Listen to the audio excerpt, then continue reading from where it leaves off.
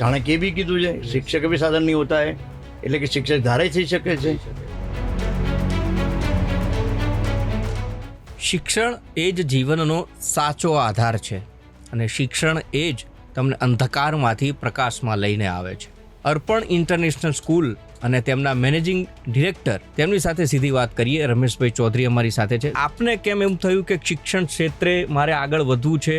પહેલેથી ગોલ હતો કે મારે એજ્યુકેશન લેવલમાં જ જંપલાવું છે। 2018માં 500 વિદ્યાર્થીઓ આપની પાસે હતા અને આજે 2026માં 3000 સુધીનો આંક છે।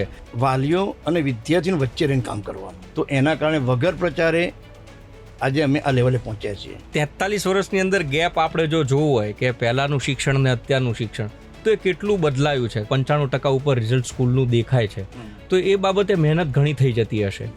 મહેનતમાં તો સાહેબ જો એક હાથે તાળી પડતી નથી। પ્રધાનમંત્રી શ્રી મન કી બાતમાં જેમ કહેતા હોય છે એમ અમે પણ બાળકના ક્લાસમાં સેમિનારો લઈએ છીએ અને એમને કહીએ છીએ કે કદાચ પ્લસ માઇનસ રિઝલ્ટ આવે તો એનાથી કંઈ હિંમત હારી જવાની જરૂર નથી। શિક્ષકની ભરતી કરવામાં અર્પણ ઇન્ટરનેશનલ સ્કૂલમાં શું શું ધ્યાન રાખવામાં આવે છે? અમે એક એક્ઝામ પણ શિક્ષકની ગોઠવીએ છીએ।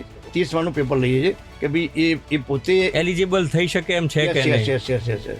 અર્પણ ઇન્ટરનેશનલ સ્કૂલ છે, આગળ ધ્યેય શું છે? જુઓ આજે રાત્રે 9:25 કલાકે અમદાવાદની અર્પણ ઇન્ટરનેશનલ સ્કૂલના એમડી શ્રી રમેશભાઈ ચૌધરી સાથે વિશેષ સંવાદ। આ કાર્યક્રમના પ્રાયોજક છે અન્નલક્ષ્મી, હર ઘર બચત અને કેમ્પાકોલા। સહપ્રાયોજક છે Vasant Masala, IFFCO, Sunidhi Agrotech Private Limited, UGVCL અને ગ્રીનોમર્સ નોલેજ પાર્ટનર, ગાંધીનગર યુનિવર્સિટી।